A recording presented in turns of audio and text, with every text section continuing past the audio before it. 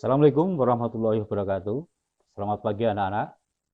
Eh, Pada kesempatan hari ini kita akan mencoba belajar online ya, karena ini masih suasana COVID-19, maka kita akan belajar online dengan yaitu bab 1 yaitu objek IPA dan pengamatannya ya. Nah, kalian sebelumnya di bangku SD kelas 5-6 sudah diterangkan oleh Bapak dan Ibu guru semuanya mengenai pembelajaran IPA, ilmu pengetahuan alam, ya. Itu sangat menarik karena semuanya ada di alam, ya. Sangat menarik, semua yang di alam, misalnya ada meja, ada tumbuhan, ya, ada batu dan sebagainya, itu termasuk bidang ilmu alam, ya. Yang terpenting pada kesempatan ini, karena ini belajar online, masih belajar di rumah jarak jauh, maka yang perlu Anda perhatikan antara lain yaitu kedisiplinan Anda semuanya, yaitu antara lain yaitu disiplin waktu, nanti terus bagaimana cara meringkas materi yang disampaikan oleh Bapak Ibu guru semuanya, itu kamu ringkas sendiri di buku catatan, dikasih tanggal dan sebagainya. Nah, karena di IPA ini sangat mudah kok, tidak susah. Karena dalam IPA bisa memecahkan masalah hal-hal, misalnya Anda bertanya, kenapa api? Api, kenapa api? Api itu objek IPA juga, yaitu api pertama bersifat panas. Ya, bila mengenai kulit, kulit kita jadi sakit. Ya, kenapa api? Itu bisa untuk memasak, ya. Api untuk memanaskan sesuatu, bisa memasakkan suatu hal masakan yang enak. Jadi api itu bermacam-macam gunanya, ya.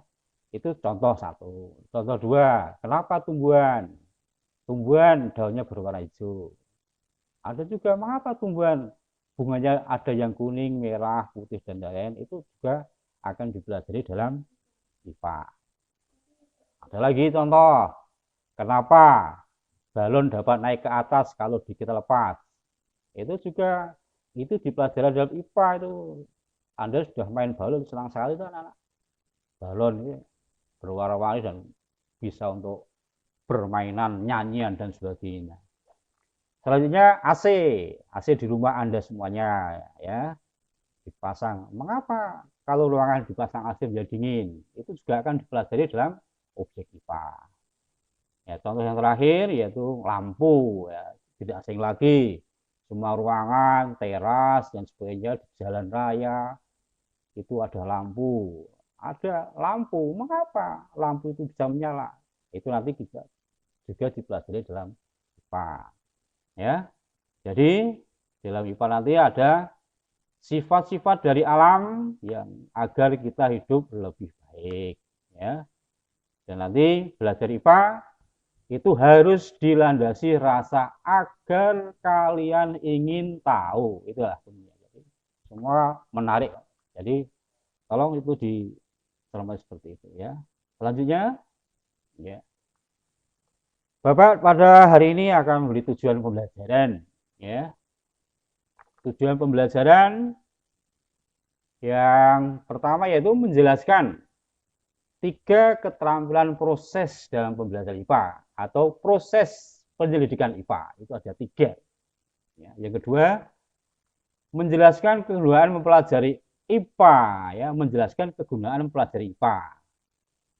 Setelah Anda tadi bertanya kenapa, sekarang nanti tujuannya itu yang kedua itu dapat menjelaskan kegunaan mempelajari IPA. Yang ketiga yaitu dapat menyebutkan objek yang dipelajari dalam IPA. Jadi objek dalam IPA tadi ada batu dan sebagainya, itu kita pelajari lebih detail. Yang terakhir keempat yaitu IPA digolongkan dalam 4 kategori ilmu pengetahuan. Itu kita akan pelajari lebih lanjut. Mari kita simak satu persatu. Yang pertama, itu proses yang harus dikuasai saat melakukan penyelidikan ilmiah IPA, ya, yaitu pengamatan.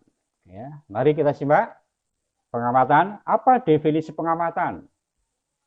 Pengamatan adalah menggunakan panca indera, termasuk melakukan pengukuran dengan alat ukur yang sesuai. Pengamatan dilakukan untuk mengumpulkan data dan informasi. Itu.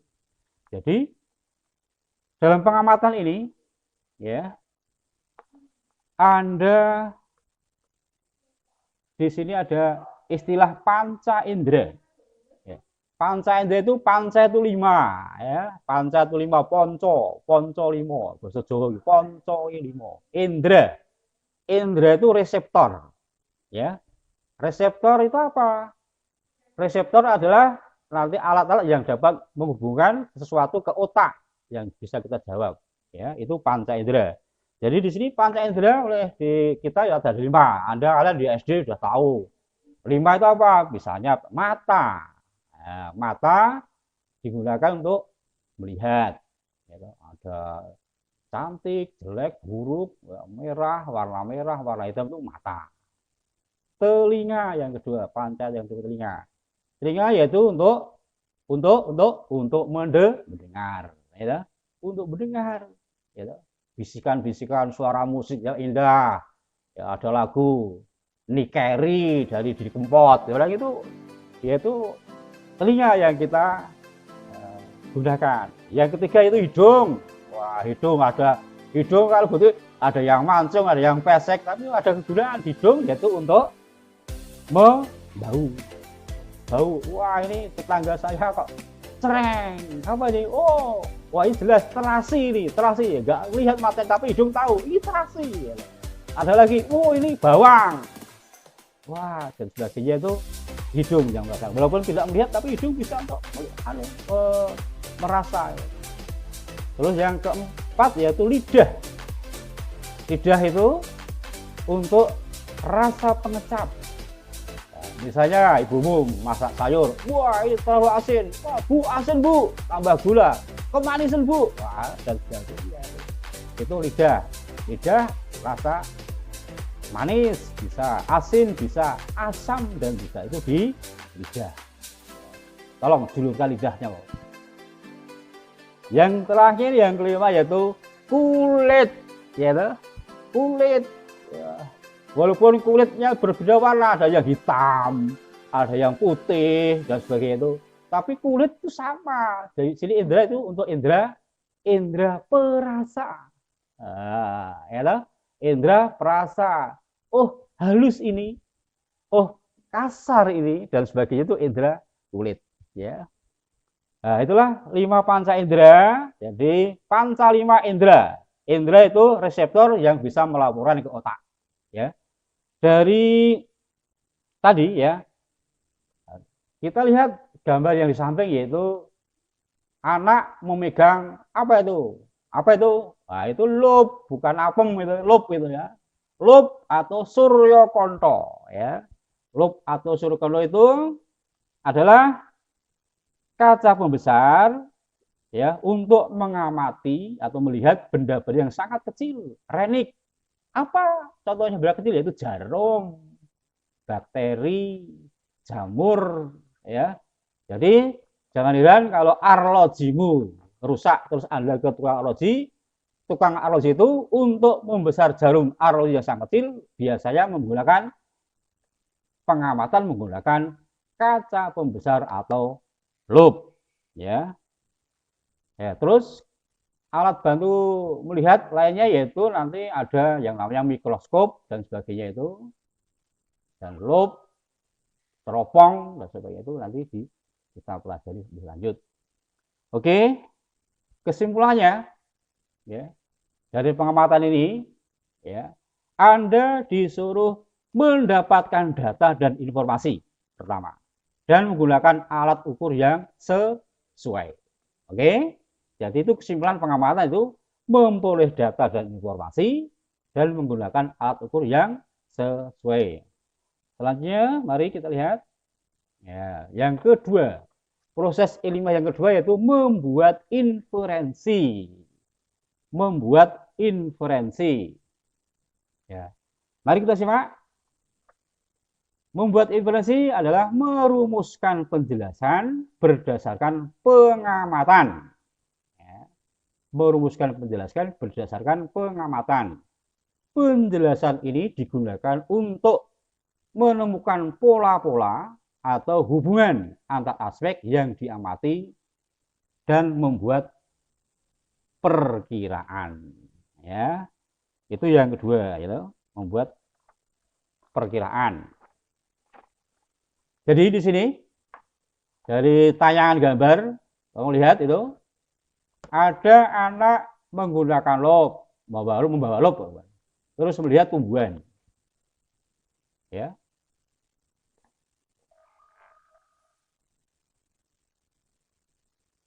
Terus pada tumbuhan, anak mencoba memberikan sesuatu, yaitu misalnya pupuk. Dalam pemberian pupuk itu ada jarak yang dekat dengan tumbuhan, ada yang setengah, ada yang sangat jauh. Dari ketiga uji coba tadi, dekat, sedang, dan jauh, itu nanti bagaimana pertumbuhan tumbuhan itu yang terbaik. Nah, itu kami itu membuat inferensi. Ya, logika itu yang dekat itu nanti akarnya terlalu parah, ya, berat dalam hal menyerap. Jauh juga tidak kena akarnya, ujung akar. Yang kena yaitu di yang sedang itu yaitu di ujung-ujung akar itu. Coba nanti kita lihat percobaan Anda yang dibuat itu. Terus dari membuat inferensi itu Anda nanti akan buat suatu tindakan. Yang jelas, tindakan apa? Tindakannya apa tadi? Memberi pupuk. Ya. Dengan jarak tertentu tadi, ada yang dekat, sedang, atau jauh. Terus respon dari tumbuhan itu. Ya, bagaimana pertumbuhannya? Yang dekat gimana? Yang sedang gimana? Yang jauh gimana? Jadi ini tiga tumbuhan yang sama dengan jarak pupuk yang berbeda. Terus catat hasilnya. Mana dari ketiga hal tumbuhan tersebut yang paling baik subur dalam hal pertumbuhannya, apa yang dekat, sedang, atau yang jauh. Dicatat itu hasilnya. Oke, itulah membuat inferensi. Jadi kesimpulan dari membuat inferensi yaitu didapatkan perumusan penjelasan, ya, dan pola dan hubungannya. Ya, perumusan penjelasan dan pola-pola hubungannya. Itulah penjelasan yang inferensi. Selanjutnya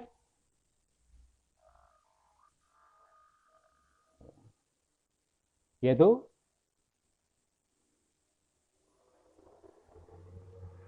mengkomunikasikan komunikasi hubungan, ya. Komunikasi hubungan, menghubungkan.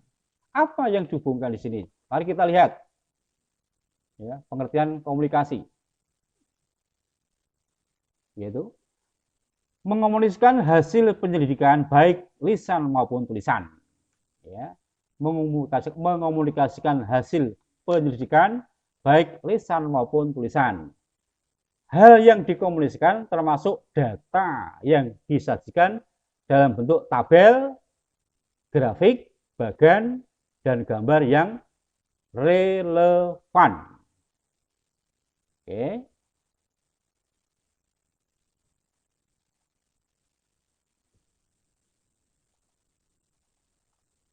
Ya.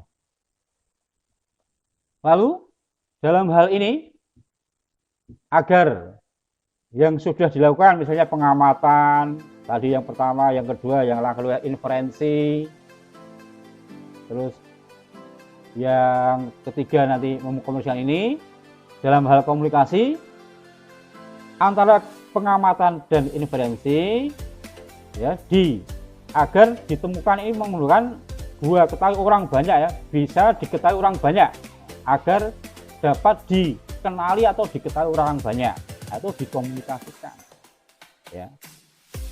Tadi sudah jelas bisa dalam bentuk tabel, grafik, bagan, atau gambar. Kamu lihat itu, dua gambar di samping. Ya. Anak si A, Badu, memperlihatkan sesuatu pada Budi. Itu. Hasil ya, dilihatkan bisa itu dalam bentuk catatan, rumus, ya, teori, atau hukum, atau alat. Ini loh, Bud, hasilnya seperti ini. Ya, sehingga Budi dan teman-teman yang diberitahu tuh tahu, ini hasil dari proses ilmiah pengamatan, inferensi, terus dikomunikasikan oleh teman-teman tadi, sehingga hasilnya dapat dimanfaatkan oleh orang banyak. Itu tujuan mengkomunikasikan. Ya. Kesimpulan yang terakhir dari komunikasi yaitu merupakan hasil pendidikan. Ya, hasil pendidikan bisa bertabel, grafik, bagan, gambar, dan lain-lain. Mari kita lanjut. Nah, di sini kita sudah melihat yaitu kegunaan mempelajari IPA. Ya, kegunaan mempelajari IPA. Mari kita lihat. Pertama, ya, dapat memahami hal di sekitar alam. Ya. Yang kedua, dapat menyelesaikan masalah di sekitar kalian. Masalah alam di sekitar kalian. Yang ketiga, kualitas hidup menjadi meningkat. Yang terakhir, keempat, pikiran menjadi logis dan sistematis. Mari kita simak satu persatu dari tayangan ini. Pertama, ya, memahami berbagai hal di sekitar kita. Contoh, mengapa matahari bersinar? Ya, mengapa matahari bersinar? Pertama itu, matahari bersinar yaitu akan memancarkan panas, ya, energi panas. Ya. Dalam energi panas ini dimanfaatkan oleh manusia, antara lain untuk apa? Pertama, menjemur baju yang basah, untuk menjemur ikan asin, ya. Itu manfaat dari sinar matahari dan menghasilkan energi panas. Energi panas dari mana? Wah, panjang ceritanya. Energi panas itu yaitu berasal dari reaksi hidrogen. Wah, reaksi hidrogen nanti di kimia ya akan menghasilkan helium dan energi foton. Wah, energi foton itu yang digunakan. Nah, energi tadi, itu sebagai sumber kehidupan di muka bumi ini. Bayangkan, tumbuhan berfotosintesis memerlukan energi matahari. Fotosintesis akan menghasilkan berbagai macam kimia, yaitu makanan, ya, makanan, nanti ada oksigen dan sebagainya untuk bernapas.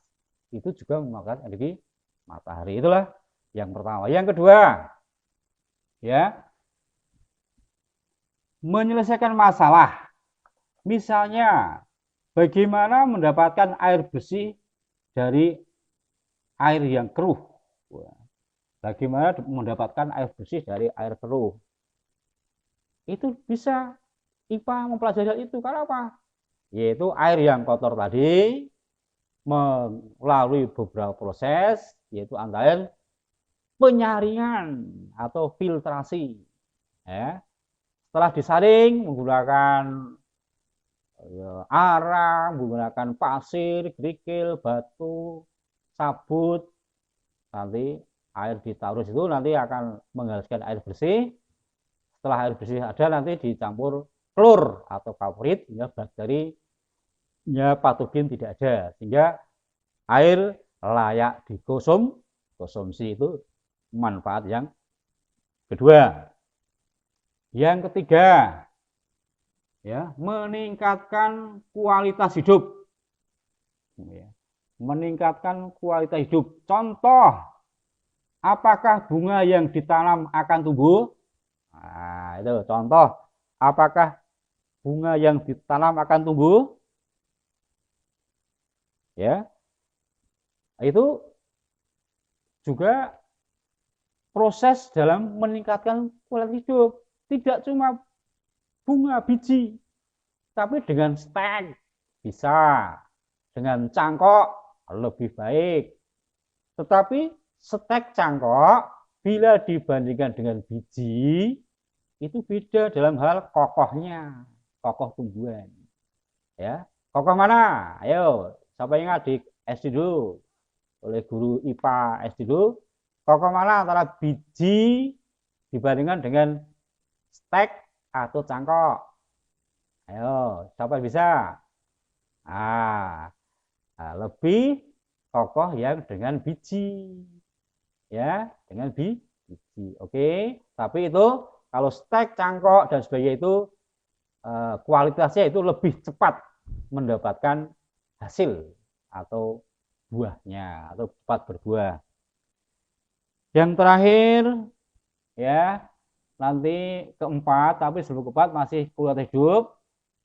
Dalam hal ini yaitu tolong ingat kalau tumbuhan nanti bagaimana atau jangka waktu pemupukan, bagaimana atau berapa banyaknya pupuk yang digunakan, ya.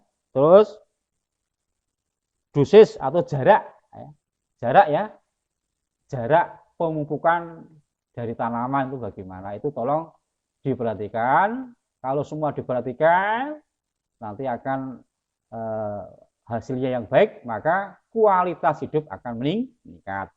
Yang terakhir yaitu berpikir logis dan sistematis. Misalnya, jika ditanya seperti ini, apa kesimpulannya? Kesimpulannya di sini, misalnya kalau ditanya kesimpulannya, lampu menyala. Lampu menyala, jelas menyala, Pak. Tapi mengapa kok bisa menyala? Menyala, lampu menyala. Lampu menyala itu karena ada listrik, ya, energi listrik yang mengenai volfram atau kawat atau fosfor dan sebagainya, sehingga nanti berpedar sehingga timbullah nyala. Jadi karena itu listrik menyala. Itulah 4 dari kegunaan belajar IPA. Terus objek yang dipelajari IPA yaitu seluruh benda di alam dengan segala interaksinya. Untuk dipelajari pola-pola keterangannya. Objek tersebut dapat berupa benda yang sangat kecil atau relik seperti partikel-partikel susunan atom. Benda yang sangat besar seperti yaitu lautan, bumi, matahari, jagat raya dan sebagainya. Tolong gambar di bawah ini mencerminkan yang ini gambar atom. Ya. Terus ini yaitu gambar jagat raya. Ya, oke. Terus selanjutnya yang terakhir, tolong dilihat anak-anak ini. Ya, IPA digolongkan menjadi 4 ilmu pengetahuan yaitu fisika, kimia, biologi, dan bumi antariksa. Silakan dibaca dengan lengkap. Ya, fisika. Ya, di sini kesimpulan fisika itu mempelajari aspek mendasar alam. Yang kedua kimia, yaitu mempelajari reaksi-reaksi pada alam. Ya kan? Yang ketiga biologi, yaitu mempelajari segala makhluk hidup. Yang terakhir ilmu bumi dan antariksa atau astronomi, mempelajari segala hal di angkasa. Terakhir, tugas ruangan, ayo kita lakukan ke-1, yaitu silahkan dibaca tugasnya. Terus yang kedua juga silahkan dibaca dan dikerjakan di kertas dan disimpan. Pada suatu nantinya Bapak akan meminta tugas-tugas semua. Itu anak-anak untuk pelajaran hari ini. Semoga kalian pelajaran IPA bermanfaat dan selamat bekerja, semoga sukses. Terima kasih. Wassalamualaikum warahmatullahi wabarakatuh.